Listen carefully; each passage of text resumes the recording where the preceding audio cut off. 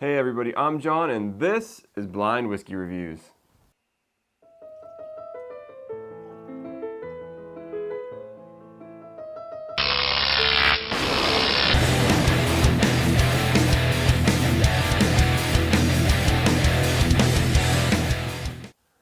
Hey everyone, and thank you so much for joining me today here on Blind Whiskey Reviews, the most honest reviews on YouTube. And I've had a couple people comment on me saying that, and I'm not trying to say anybody else is being dishonest, but if this is the most honest you can be, that's where I am. Maybe everybody else is there too. I don't know, but it's not an insulting comment. Anyways, today we are reviewing the Tomatin Highland Single Malt Scotch Whisky. And I want to give a shout out to Rob at Whiskey in the Six. I think I bought this one after he did one of his videos on, I think it was maybe like his underrated, underpriced kind of video. And so I think he mentioned this in one of those. So I picked it up after that so I can throw it in the review pile and do this one for you guys. So I'm excited to do it. But without further ado, let's get into my first Scotch review.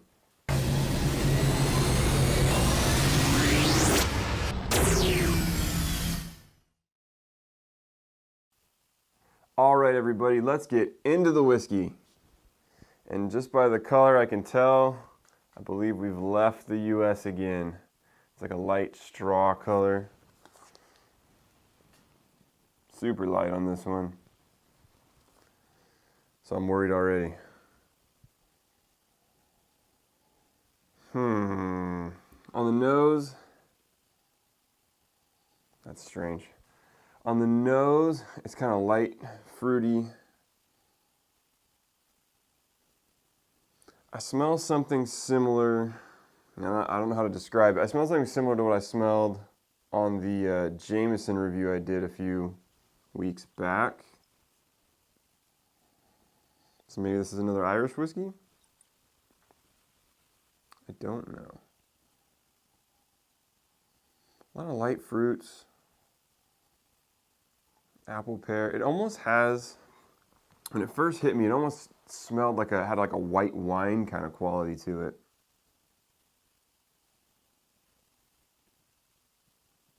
Let's do one more sniff here and then we'll get on to the taste. There's something on the back end of the nose. Like at first you kind of get these light fruity characters like I described, like the apples, the pear, that white wine kind of quality, that fermented grape kind of quality. And then on the back end, there's something else. It's like, I mean, I don't want to say meaty, but it's deeper. But it's not deeper in the fruits. I don't know what it is. Well, let's get into the taste and maybe we'll figure it out. Cheers.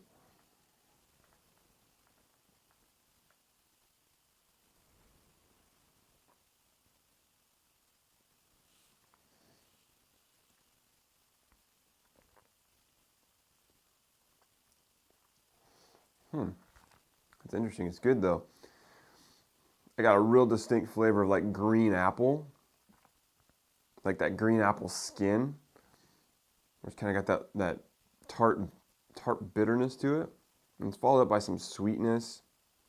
I feel like there's a touch of berry in the middle somewhere, like a dark berry.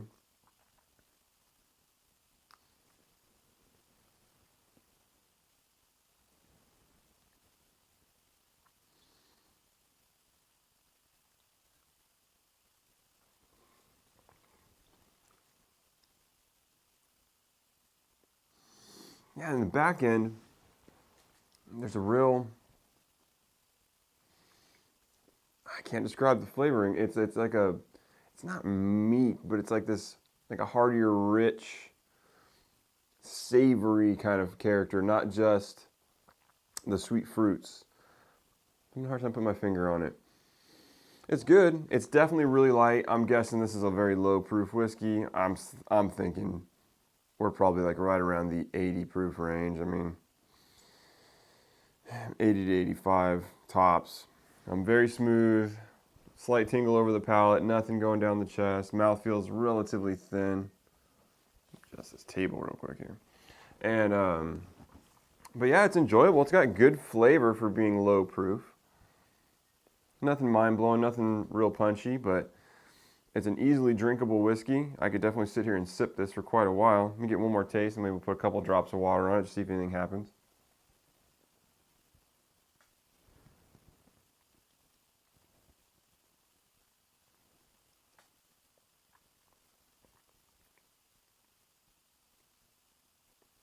Yeah, a lot of those same characters. I'm looking for something else. I think the problem is just the proof on the whiskey, and I've mentioned this a lot of times in my reviews.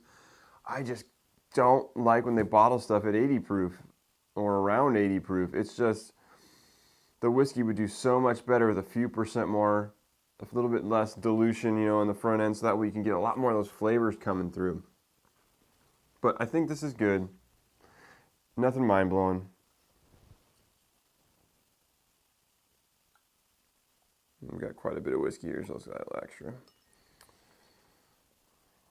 So if I'm guessing, and this is completely a shot in the dark, I mean, I would say this is an Irish whiskey, just because of something on the nose that reminds me of that Jameson that I did. But that's an absolute shot in the dark and could be completely wrong.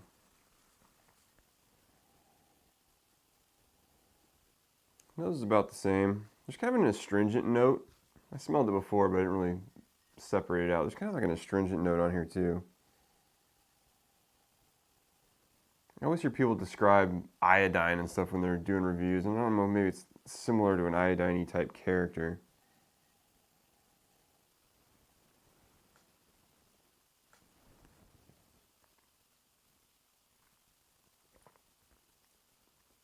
Yeah, water definitely didn't help this whiskey. It just diluted it, knocked the flavors down, didn't really do anything for it. The flavors are very similar, it's just more diluted, so whatever this is, I wouldn't add water to it. So let's see what we got. This is, oh, it's a Scotch. Tomatin Highland single malt Scotch whiskey. All right, cool. Well, this is my first Scotch review, so that's cool. Let me go grab the bottle and we'll talk about it a little bit more. All right, everybody, we just finished our review of the Tomatin Highland single malt Scotch whiskey. This is the, and I'm probably butchering the pronunciation of all of this, so bear with me on that. But this is the Dualchas, however you say that. It is a bourbon, it is aged in bourbon and virgin oak casks. And yeah, that's what it says on the bottle. It says here you get sweetness from the oak casks, which boasts aromas of vanilla, marshmallow, pineapple, and lemon.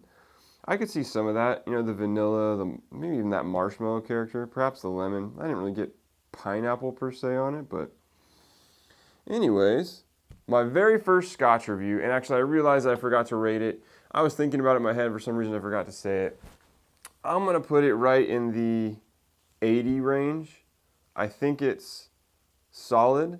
I think, as I've said many times, and I think I said in the review, I could just use a little bit more flavor. And maybe that's just not a Scotch thing. You know, maybe delicate and light is what they're going for. And they do a good job of it. I mean, the flavors are good, and I enjoyed it. I just wish I could get a little bit more flavor forward. I enjoy the ease of drinking. I like the smoothness of it, but obviously with smoothness comes, you know, lower alcohol, lower flavor. So that is what it is. I enjoyed it though. I thought it was good. My very first Scotch review. And as I've mentioned in the past, I haven't drank a lot of Scotch in the past. You know, I've done the Johnny Walkers, I've done the Glenlivets. I've tried some of those. Just not a big Scotch drinker, but we're moving into that. We're trying to do these reviews for you guys, and I enjoyed this one. As I mentioned at the beginning, this was a recommendation from Rob at Whiskey in the Six on one of his videos for a bourbon, or a Scotch that's, you know, worth the money, and I think this definitely is. I picked this up for, I want to say it was $28 US. So I think that's a great price. Definitely worth the money if you're into Scotch. And I think, as I recall, when Rob did the video, he mentioned this one's called something else elsewhere. I think it's like Legacy or something to that effect. And in the US, they weren't allowed to call it that, so they changed the name to the Dualchas, whatever that is. So don't quote me on my Scotch history here, but I think that's how this one went down. So anyways, first Scotch review in the books. If you guys have had this one before, let me know what you think. I'm going to be working on these scotches for you guys. I want to make sure I'm getting my palate better to do these kind of things. And I'm actually very excited to do a more peated scotch. A scotch has a heavy peat character to it. I'm really curious to see how those flavors meld with something like this. So I'm excited to hopefully hit one of those in the near future. But anyways, if you've tasted this, let me know what you think in the comments down below. As always, you can follow me on Instagram and Twitter at blind_reviews. And you can send me an email at blindwhiskeyreviews, whiskey with an E, @gmail.com. And until next time, cheers.